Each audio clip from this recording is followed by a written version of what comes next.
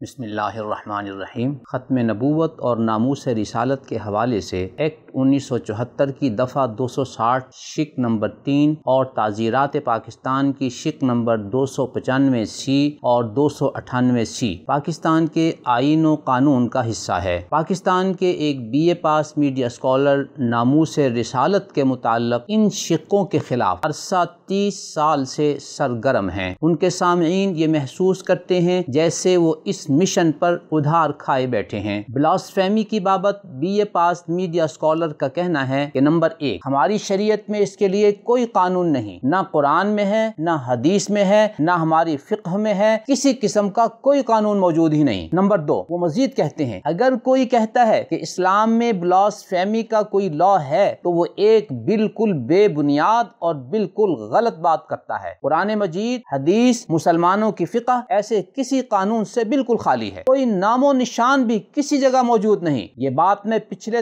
30 سال سے پاکستان کے میڈیا پر کہہ رہا ہوں، ایک لفظ بھی اس کے جواب میں کوئی آدمی نہیں کہہ سکا۔ یہ بالکل بیس لیس، بالکل بے بنیاد قانون ہے۔ Number 3، B A pass media scholar مزید کہتے ہیں کہ یہ قرآن، حدیث، فقہ سب کے بالکل خلاف ہے۔ کوئی معمولی درجے کی چیز بھی ایسی موجود نہیں ہے کہ اس قانون کی بنیاد میں پیش کی جائے۔ Number 4، B A pass media scholar مزید کہتے ہیں کہ قرآن مجید میں ایسا کوئی قانون بیان نہیں ہوا، حدیث میں کوئی قانون بیان نہیں ہوا، مسلمانوں کی فقہ میں ایسا کوئی قانون بیان نہیں ہوا۔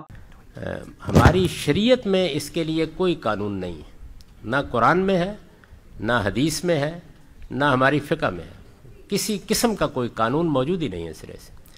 اگر کوئی آدمی یہ کہتا ہے کہ اسلام میں بلاسفیمی کا کوئی لا ہے تو وہ ایک بالکل بے بنیاد اور بالکل غلط بات کہتا ہے۔ قرآن مجید، حدیث، مسلمانوں کی فقہ ایسے کسی بھی قانون سے بالکل خالی ہے، کوئی نام و نشان بھی کسی جگہ موجود نہیں ہے۔ یہ بات میں یہاں نہیں کہہ رہا، میں پچھلے 30 سال سے پاکستان کے میڈیا پر کہہ رہا ہوں، ایک لفظ بھی اس کے جواب میں کوئی آدمی نہیں کہہ سکا۔ یہ بالکل بیس لیس، بالکل بے بنیاد قانون ہے، اس کی کوئی مذہبی بنیاد نہیں۔ یہ قرآن، حدیث، فقہ سب کے بالکل خلاف ہے۔ کوئی معمولی درجے کی چیز بھی ایسی موجود نہیں ہے کہ اس قانون کی بنیاد میں پیش کی جا سکے۔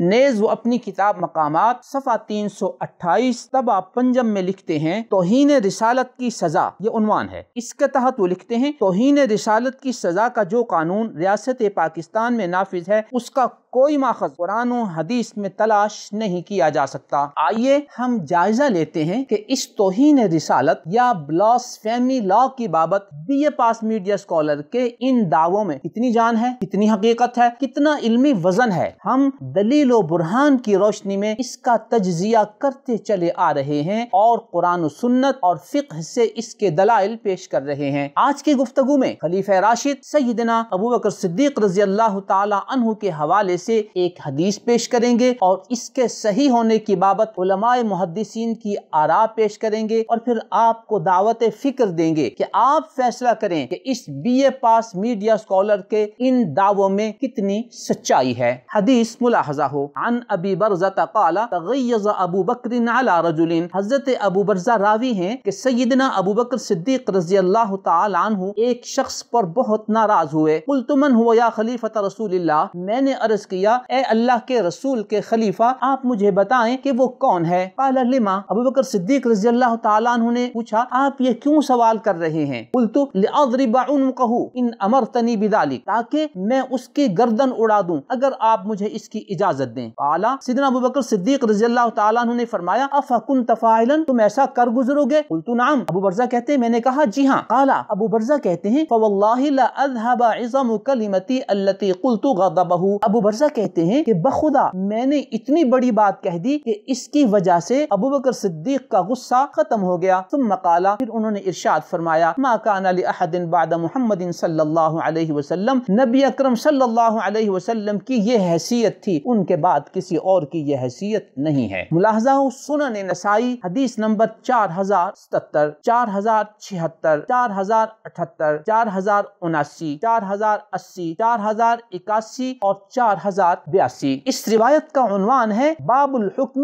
فی من سب النبی صلی اللہ علیہ وسلم، جو نبی اکرم صلی اللہ علیہ وسلم کو گالی دے اس کی بابت جو حکم ہے اس کے بیان میں۔ نیز ملاحظہ ہو سنن ابی داؤد حدیث نمبر 4363۔ یہ حدیث کتاب الحدود کے ماتحت ہے، یعنی جہاں شرعی سزائیں بیان کی گئی ہیں اس کے ماتحت اس حدیث کو بیان کیا ہے، اور حدیث پر یہ باب اور عنوان قائم کیا ہے باب الحکم فی من سب النبی صلی اللہ علیہ وسلم، جو نبی اکرم صلی اللہ علیہ وسلم کو معاذ اللہ گالی دیتا ہے اس کے بارے میں جو حکم ہے اس کے بیان میں۔ نیز ملاحظہ ہو مستدرک حاکم حدیث نمبر 8045۔ نیز ملاحظہ ہو حدیث نمبر 8046۔ امام حاکم نے اس 8046 میں ایک جملہ نقل کیا ہے، فقال لیس ھذا الا لمن شتم النبی صلی اللہ علیہ وسلم، کہ جو نبی کو معاذ اللہ گالی دیتا ہے اس کے علاوہ اور کسی کے لیے یہ حکم نہیں ہے، یعنی یہ قتل کا حکم صرف نبی اکرم صلی اللہ علیہ وسلم کو معاذ اللہ گالی دینے والے شخص کے لیے ہے، آپ کے علاوہ کسی اور شخص کے لیے نہیں ہے۔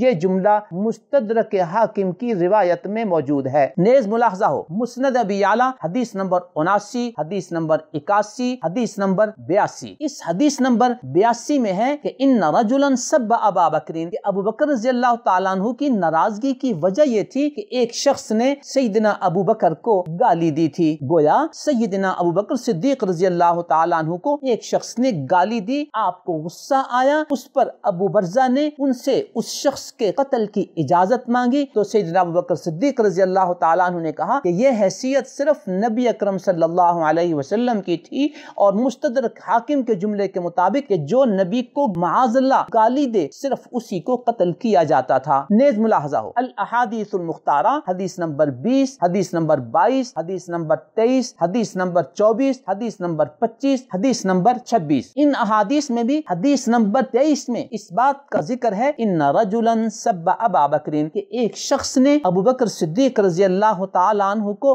گالی دی تھی، اس وجہ سے ان کو غصہ آیا۔ نیز ملاحظہ ہو المعجم الاوسط للامام الطبرانی حدیث نمبر 1129۔ نیز ملاحظہ ہو مسند امام احمد حدیث نمبر 54۔ امام ابن منذر جن کی وفات سن 318 ہجری میں ہوئی ہے، وہ اپنی کتاب الاوسط جلد نمبر 13 صفحہ 483 پر اسی حدیث کو اس عنوان کے تحت ذکر کرتے ہیں، ذکر ما یجب علی من سب النبی صلی اللہ علیہ وسلم، معاذ اللہ جو نبی کو گالی دیتا ہے اس پر کیا سزا واجب ہوتی ہے اس کے بیان میں، اور اس عنوان کے تحت انہوں نے سیدنا ابو برزہ کی اس حدیث کو نقل کیا ہے، اور وہ لکھتے ہیں وَمِمَّا يُحْتَجُّ، اور اس گالی دینے والے کے قتل پر جو دلیل پکڑی جاتی ہے اس میں سے ابو برزہ کی یہ روایت بھی ہے۔ گویا ابو برزہ کی روایت سے شاتم نبی اور گستاخ نبی کے قتل پر دلیل لی جاتی ہے۔ اس صورتحال سے ساری بات واضح ہو کر آپ کے سامنے آ گئی کہ کسی نے سیدنا ابو بکر صدیق کو گالی دی، آپ کو غصہ آیا، ابو برزہ نے کہا آپ بتائیں اجازت دیں میں اس کو قتل کر دوں، آپ نے فرمایا کہ یہ صرف نبی اکرم صلی اللہ علیہ وسلم کی خصوصیت تھی کہ ان کو اگر کوئی گالی دیتا تھا تو ان کو قتل کیا جاتا تھا۔ اب آئیے اس حدیث کے صحیح ہونے کی بابت علماء محدثین کی آراء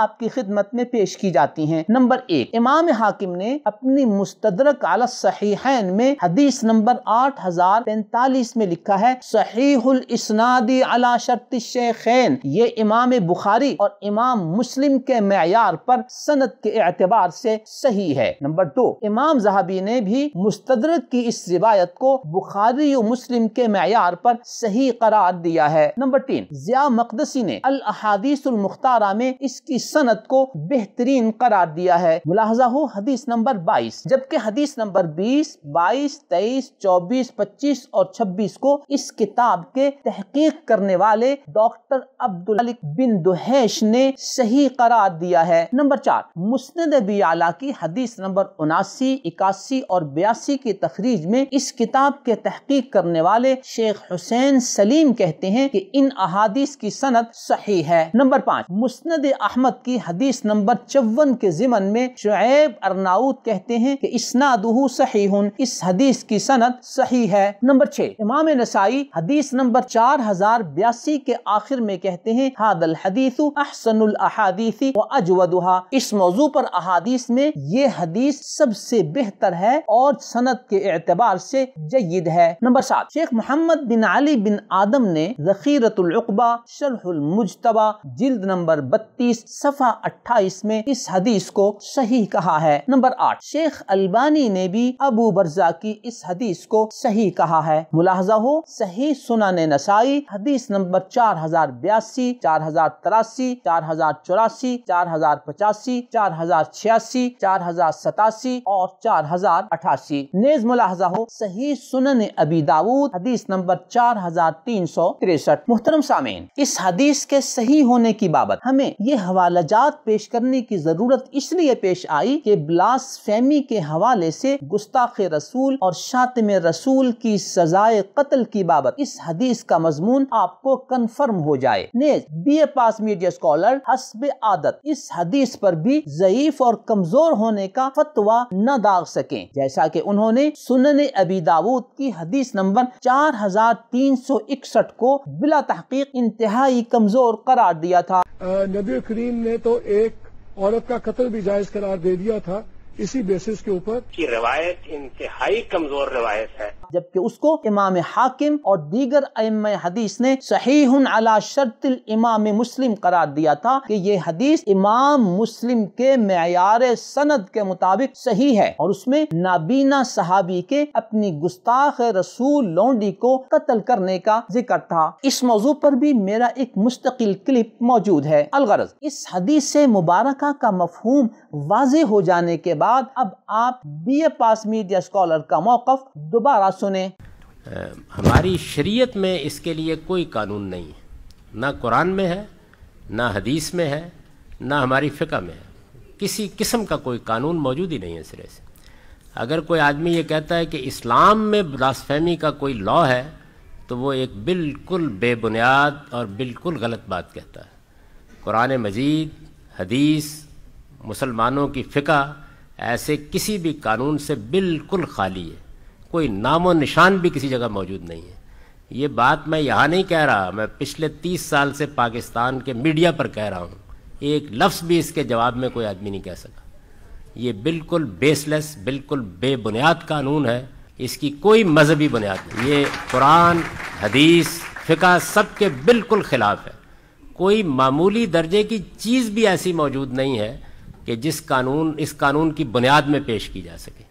نیز ان کی کتاب مقامات صفحہ 328 کی عبارت دوبارہ ملاحظہ فرمائیں۔ محترم سامعین، شاتم رسول کی سزا کی بابت خلیفہ راشد سیدنا ابو بکر صدیق رضی اللہ تعالیٰ عنہ کا سچا ارشاد صحیح سند اور صحیح حوالوں کے ساتھ آپ کے سامنے پیش کیا گیا، اور B A pass media scholar کے کھوکھلے دعوے بھی آپ کے سامنے ہیں۔ تیسری صدی میں صحاح ستہ میں سے سنن ابی داؤد کی حدیث آپ کے سامنے ہے جو کتاب الحدود کے ضمن میں بیان ہوئی، یعنی شرعی سزاؤں کا بیان ہے، اور اس حدیث کا عنوان ہے باب الحکم فی من سب النبی صلی اللہ علیہ وسلم، معاذ اللہ جو نبی اکرم صلی اللہ علیہ وسلم کو گالی دے اس کے بارے میں کیا حکم ہے۔ صحاح ستہ میں سے سنن نسائی میں بھی اس روایت کا عنوان ہے باب الحکم فی من سب النبی صلی اللہ علیہ وسلم، معاذ اللہ جو نبی اکرم صلی اللہ علیہ وسلم کو گالی دیتا ہے اس کے بارے میں شریعت کا کیا حکم ہے۔ جبکہ B A pass media scholar سورج کی روشنی میں دن دہاڑے آن لائن کیمرے کے سامنے آن دی ریکارڈ اس جرت سے اس روشنی کا انکار کر رہے ہیں کہ ہماری شریعت میں بلاسفیمی کا کوئی قانون نہیں، حدیث میں کوئی قانون نہیں، جو کہتا ہے کہ اسلام میں بلاسفیمی کا کوئی لا ہے وہ بے بنیاد اور بالکل غلط بات کرتا ہے۔ حدیث اس قانون سے خالی ہے۔ محترم سامعین، بڑے ادب سے گزارش کروں گا کہ آپ B A pass media scholar کی باڈی لینگویج دیکھیں کہ وہ کس جرت، کس کانفیڈنس سے یہ بول رہے ہیں جو بالکل بے بنیاد اور بالکل غلط ہے۔ مجھے تعجب ہے کہ ناموس رسالت کی ان شقوں کے خلاف سرگرم یہ میڈیا اسکالر کل قبر میں اور حشر میں آقا مدنی صلی اللہ علیہ وسلم کو کیا منہ دکھائے گا۔ بہرحال خلیفہ راشد کا موقف آپ کے سامنے ہے، اور ان کے مد مقابل دوسری صف میں B A pass media scholar کا بے بنیاد اور غلط پروپیگنڈا بھی آپ کے سامنے ہے۔ جو یورپی یونین، IMF، غیر ملکی NGOs کا ایجنڈا ہے اور وہ دوسری صف ہے۔ اب آپ ناموس رسالت کے حامی بن کر رسالت میں آپ صلی اللہ علیہ وسلم، خلیفہ راشد اور امت مسلمہ کی صف میں اپنا حشر چاہتے ہیں، یا یورپی ایجنڈے کے ترجمان اور علم بردار اس میڈیا اسکالر کی صف میں اپنا حشر چاہتے ہیں؟ مسئلہ ناموس رسالت کا ہے، فیصلہ سوچ سمجھ کر کیجئے گا، ہر ایک نے اپنی قبر میں جانا ہے۔ اللہ تعالی ہمیں صحیح فیصلہ کرنے کی توفیق عطا فرمائے، آمین ثم آمین۔